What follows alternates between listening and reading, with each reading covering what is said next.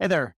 What I'd like to cover in this video are a few digital marketing cost scenarios on a Google Sheet calculator that I've put together. I'm going to jump into that worksheet in a moment, but one of the things I think is really important for scaling, other than having the right audience and the right message, and of course, a high quality offer that people want to buy, is going to be paying attention to your customer acquisition costs. So if you watched any of my recent videos, then you know that digital marketing metrics is one of the themes I'm working on at the moment. And what I'm going to cover in this video are just some of those metrics. For example, whatever product or service that we're selling will have a price, and that price must take into account the costs and expenses that we run up during the process of creating, marketing, and selling that product or service, such as our advertising spend budget and other costs. These other costs could be anything from paying team members to software as a service fees, cell phone expenses, utilities, or any other costs that you want to factor in. But a big mistake that I've made and what I frequently see people do is they strictly focus on their revenue and maybe end of year expenses for producing a simple profit loss statement or something for their tax return. Or they just focus on very simple metrics like return on ad spend and tend to ignore attributing expenses that factor into their actual customer acquisition costs. Basically, never answering the question, how much can I afford to spend to acquire each customer? And how many customers will I need to reach my business goals and personal financial goals? One medium are webinars, and webinars are typically used for educating and capturing potential leads. But you could have anything from downloading a free report or piece of software, hosting an event, or getting a sales call scheduled on your calendar. So whatever we are using as a medium for generating and capturing leads, we are going to have some costs associated with that, whether it's advertising campaigns with a cost per click or creating and posting content on blogs and social media that drives traffic to our offers with a call to action. And each step in the customer journey will have a cost associated with validating that people are interested in some level and what we have to offer. And these costs are anything from taking time to plan or prepare, writing presentations or designing our slides, software subscriptions, writing copy, posts, ads, reminders, or follow-up messages, time to run presentations, time to record videos, and so on. So by learning to do these type of exercises that I'm going to share in the spreadsheet and others, or at least becoming aware of it, we can dive as deep as we want and break our metrics down to attribute the many different costs and efforts in the customer journey that will ultimately affect our profit per sale or, more importantly, our ability to scale. For example, maybe we have what appears to be a healthy customer acquisition cost on the surface, but acquiring customers and fulfilling orders is very time consuming.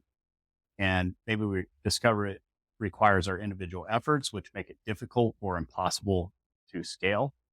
And what we want to do is identify those bottlenecks. Ultimately, we want to end up with a healthy lifetime customer value to a customer acquisition cost ratio where our lifetime customer value is at least 3, 4, 5, or more times the cost of actually acquiring them. And so the reason that I'm trying to unpack a lot of this is that it kind of bothers me how a lot of digital marketing programs, gurus and experts and agencies will often promote products and services with compelling copy or hyped up sales videos and offers that they sell from an idealistic point of view, but they're usually not offering any tools or clear explanations that really articulate how the many different variables can affect the final outcome. For example, product price is very important. If it's too high to appeal to our target market, then we won't get any sales. And if it's too low, then we will lose money in the process of selling it. So everything from the cost per click to your conversion rates and the amount of time and overhead factored into getting a sale are going to affect that outcome and possibly create different bottlenecks or challenges to overcome. And there are really no easy solutions, and it does take work to understand it. So it's important to track all that and monitor it, which is exactly why it is important to do these types of scenarios so that you can follow through and end up with a healthy customer acquisition cost ratio to the price of your product or the value of your customer, and then actually be profitable and then be able to reinvest that profit into more advertising, growing your team, so that you can scale. So hopefully this is making sense. Let's go ahead and take a look at that Google Sheet calculator to put it into more perspective. So let's just run through this. I'm going to start with a $797 product, and then I'm going to change this price so that we can see how, if we kept all of these same numbers, all these same metrics, how that's going to affect our bottom line just by changing the price. I think that when selling something like a digital product, whether it's a course or a membership, we want to be reaching for a customer value of at least $500 to $2,000 for a membership. I think a lot of people underprice this significantly, which is why many people don't really get anywhere with it. I used to think if I charged $9.95, I could get a lot of signups per month, or even $37 per month. I might be able to get a lot of signups. But then after running some of these scenarios, you kind of figure out, well, it's not really going to do you much good charging so little, because you're either just going to be running at a very thin margin, and you're never going to be able to invest more money into maybe your views or reach, or getting help with the team, hiring people, et cetera. So say we have a $797 product. We decide that we're going to spend $10,000 a month on ad. Maybe we have $2,500 a month in other costs. Other operating costs might be spent on things like marketing materials, team software, et cetera. And it's optional. You can include this or not, but it's going to affect your LTV to your customer acquisition costs. As we expand on this, I have another video on just customer acquisition costs, and I talk about how they can get very detailed and complex. And I think just a lot of freelancers and digital entrepreneurs just choose to ignore it. And then we just kind of wonder why we're not making any money. So you want to pay close attention to other costs, and then views and reach. This is basically your audience and potentially how many people you can reach. So for this scenario, I'm just going to keep things simple and try to use nice round numbers. So we'll say 1.5 million here, which if I was spending $10,000 to reach those 1.5 million views, it's going to be costing me $1 for every 150 views. Just to show you how this kind of works. Anything I've highlighted in yellow here, you can change. So for example, let's just say I changed the number of views to 2.5 million. That means it's going to be costing me $1 for every 250 views. So let's just say we're going for a conservative click-through rate of a 1%, which means for every 100 people that see our ad, 1 clicks on it, which is going to result in 15,000 views to our page at 67 cents per click. And I'm going for a pretty aggressive webinar sign-up rate of 30%. So that means out of every 100 of those 15,000 people that click on the ad, 30 of them would sign up, which would result in a sign-up of 4,500 attendees. And that means that would cost us $2 per lead.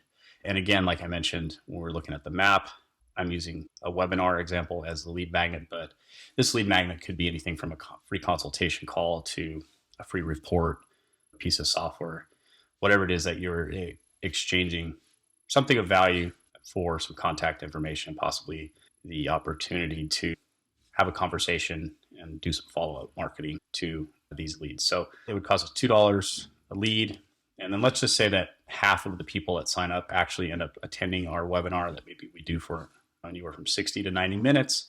And then out of those 2,250 people that sign up, that attend, we get a 10% click-through rate to our offer. What we're saying is that they sign up, they attend our presentation, and at the end of this presentation, we have an offer that we make. So we send them to that sales page, give them an opportunity to sign up. So if we can get 10% of those folks that attend to visit that sales page, that would result in 225 unique clicks.